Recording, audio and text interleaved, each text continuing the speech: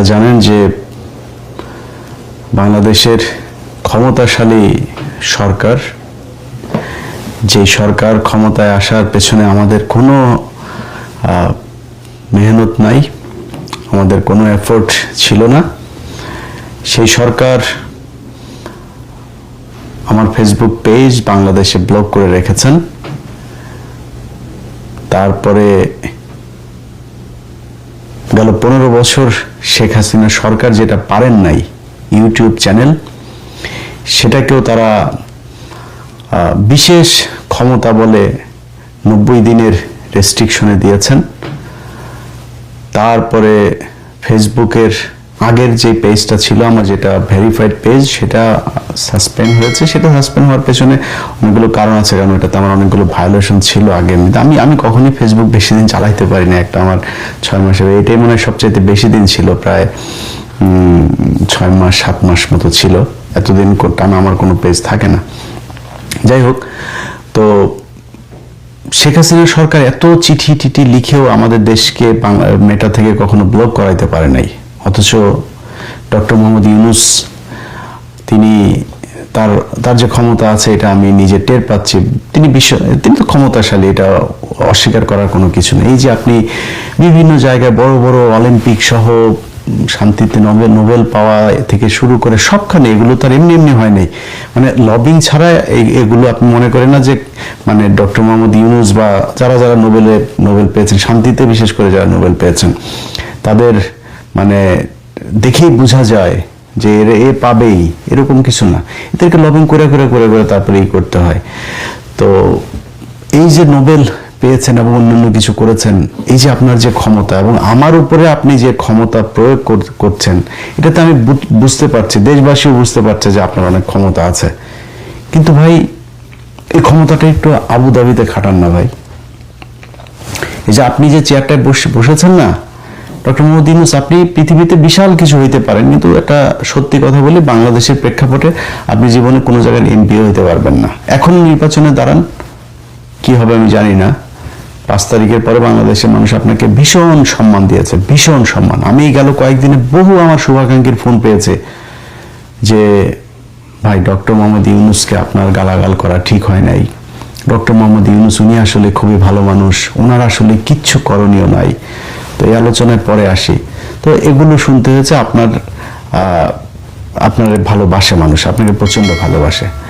তো আপনি এই যে বিশাল ক্ষমতাটা দেখাচ্ছেন, এই ক্ষমতার কিছুটা আপনি আবুধাবিতে একটু দেখেন না, বলেন না যে ওদেরকে ছেড়ে দিতে।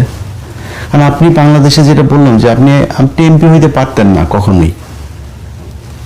আপনি এই যে চেয়ারটায় বসেছেন, এই আবুধাবির মানুষগুলোর মানে বিশাল ডেডিকেশন ছিল। তারা জানে যে মিডল ইস্টের এইসব গলফ কান্ট্রিগুলোতে এইভাবে আন্দোলন করা যায় না।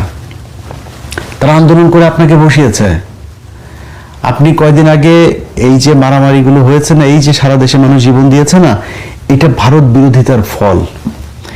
এই ভারত বিরোধিতার ফসল আপনি, এই ডক্টর ইউনূস, আপনি ঘরে এনেছেন।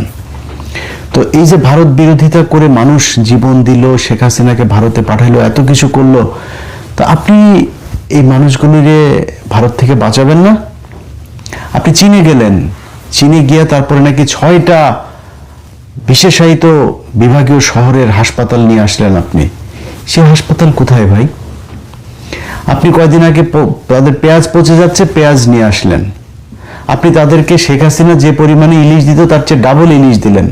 আপনি আদানির বিদ্যুৎ এখনো পর্যন্ত আনেন। আপনার সিকিউরিটি অ্যাডভাইজার এখনো ইন্ডিয়াতে যায়, গিয়ে তারপরে তাদের সাথে বৈঠক করে, তাদের অজিত দোভালের সাথে বিভিন্ন দেশে দেশে তিনি বৈঠক করেন। তাহলে আমরা কি পেলাম? আপনি না বলে এসেই ঘোষণা দিলেন ইউরোপের বিভিন্ন দেশে যেতে এখন আর ইন্ডিয়াতে যেতে হবে না, বাংলাদেশে থেকেই তারপরে সবাই যেতে পারবেন। সেটা বলার পর থেকে কি হয়েছে, সেটা তো আপনি বাংলাদেশে আনেননি। এখন তাদের তো যেতে হয়, বাংলাদেশের মানুষকে তো ভিসা তো নিতে হবে, এখন ওদের জন্য যেতে হয় ইন্ডিয়াতে। গেলে একজনকে 5 দিন বসায় রাখে, একজনকে 10 দিন বসায় রাখে। বসে থাকলে তো তার লাভ, এখানে আপনি বসে বসে খাচ্ছেন, ডলার ভাঙছেন, আর মাঝে মধ্যে আবার চলে যান, আবার এত তারিখে আসবেন। এগুলো করা হচ্ছে। বাংলাদেশের মানুষকে আরো বিপদে ফেলে দিয়েছেন আপনি। এর বাইরে যদি বলি আমি যে ডক্টর মোহাম্মদ ইউনূসের কিছু কিছু মানুষ আছে যারা এখনো বিশ্বাস করেন ওনার কিছুই করার ক্ষমতা নাই, উনি খুব চেষ্টা করেন, সব কাজ করতে চেষ্টা করেন, কিন্তু উনি পারেন না। প্রথম কথা হচ্ছে ভাই আপনি যদি না পারেন সরে যান। আপনারা কেউ পায়ে ধরে এখানে না বসায় নাই তো যে ভাই আপনি এখানে বসে থাকতে হবে, না থাকলে আপনারা জেলে ঢুকাবে। আপনি সারা জীবন বাইরে বাইরে ছিলেন, আপনি বাইরে থাকেন বা দেশে থাকেন, যেখানে মন চায় থাকেন। আপনি এই যে আজকে প্রথম আলো, ডেইলি স্টার, মেইলি স্টার এত কিছু নিয়ে এত কথা হচ্ছে, এই দেশে ৭১ টিভি জ্বালায় দেয়নি। এই দেশে এই ৫ তারিখের পরের ঘটনাই বলি, আগের গুলো সংগ্রাম, তারপরে দিগন্ত, এগুলো তো হয়েছেই। ৫ তারিখের পরে এই সময় টিভিতে বিএনপির লোকজন যায় হামলা করে নেই, কিছু হয়েছে নাকি? সংবাদ মাধ্যম নাকি বাংলাদেশে এই প্রথম আলো আর ডেইলি স্টার। এখন কেন এত আলোচনা হচ্ছে? কারণ এখন তো বিপ্লব নাই। আপনি যে বিপ্লবের সময়টাকে আপনি ধ্বংস করে দিয়া তারপরে এখন যদি বলেন যে হ্যাঁ এগুলো করতে হবে, এটা তো সম্ভব না। যে কারণে এটা করা যাচ্ছে না। তো আপনি যে সময়টাতে এসে বসলেন, ওই সময়ের পরপর যে কাজগুলো করা লাগতো সেই কাজগুলোর কোনোটাই করেন নাই আপনারা। একজন পরিবেশ উপদেষ্টা সারা জীবন সে এই পরিবেশ নিয়ে ধান্দাবাজি করে এসেছে। এনজিওর মাধ্যমে ওই একটা কোম্পানিতে যে হ্যাঁ আপনার তো এই যে পরিবেশের এটা নাই, দাও কিছু টাকা দাও, বাস টাকা খায়। এই যে গার্মেন্টস শ্রমিক ইউনিয়নের এই যে নেতা দেখেন, নেত্রী দেখেন না, সবই ধান্দাবাজি। এটা দাও ওইটা দাও, ট্রেড ইউনিয়নের নামে টাকা পয়সা দেয়, চুপ। এনজিও, এই শ্রমিক ইউনিয়ন টিউনিয়ন যা আছে সব হলো ধান্দাবাজ।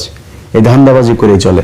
তার মধ্যে রেজওয়ানা এডিসি 2008-9 সালের দিকে তার ধান্দাবাজির খবর অনেক ফ্যাক্টরি, অনেক কোম্পানির প্রতিষ্ঠানের মালিকদের কাছে শুনেছি। ধান্দাবাজি করে চলাই হচ্ছে তাদের কাজ। তার কাছে গিয়েছে একজন বাংলা এডিশনের কথা বলতে, বলছে না এর কথা শোনাই যাবে, আমার কথা বলেছে, ওর কথা আমি শুনবই না, ও আমাকে খুব বাজে ভাষায় কথা বলেছে।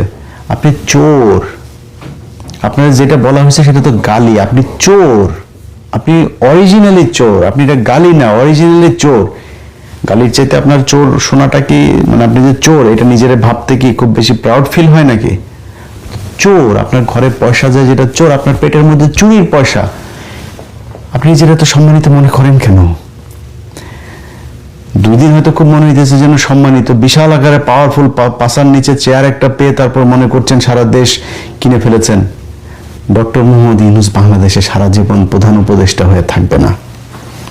অতএব কথাবার্তা খুব, কাজকর্ম খুব হিসাব করে বলতে হবে। কে কোন সচিবের আর কোন চেয়ারে বসে কি করছে এগুলো আমাদের মনে থাকবে।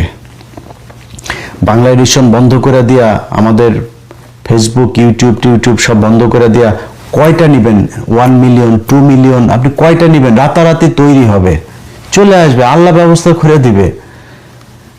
এভাবে আটকানো যাবে না। শেখ হাসিনা আমাদেরকে পাঠায়নি, আটকাইতে পারেনি, আপনারা আটকাই দিবেন। কিছু বললেই বিএনপি কিছু করতে দেয় না, আর ওয়াকার কিছু করতে দেয় না। প্রথম হলো কি 2025 সালের জুন মাসে আমাদের সাথে বৈঠক করলো তিনার নিরাপত্তা উপদেষ্টা খলিল সাহেব। আচ্ছা, ডক্টর মোহাম্মদ ইউনূসের মেসেজে উনি যেটা বলবে সেটাই হচ্ছে ওনার মেসেজ। তো মেসেজে কি, আগস্টের 5 তারিখ থেকে ওয়াকার, 15 তারিখের মধ্যে ওয়াকারকে ফেলাই দিব, এই জেনারেলকে ফেলাই দিব, আপনাদেরকে এইভাবে করতে হবে, ওরা এই জায়গায় আমাদেরকে এই বাধা দিচ্ছে। আমরা তো ভাই বুক ভরে গেছে যে দেশ প্রেমের জন্য জীবন দিয়ে দিব ভাই। ওয়াকার যেহেতু এটা চায় না, আর আমাদের ইউনূস সরকার এটা চায়, ইউনূসের জন্য জীবন দিয়ে দিব ভাই। আজকের এই ভিডিও যখন আপনি দেখছেন তার আগ পর্যন্ত এই 1.5 বছরে আমার চ্যানেলে আমি অন্তত 10টা ভিডিওতে এই ডক্টর মোহাম্মদ ইউনূসের প্রশংসা করেছি। আজকে কেন ডক্টর মোহাম্মদ ইউনূসের বিরুদ্ধে গেলাম?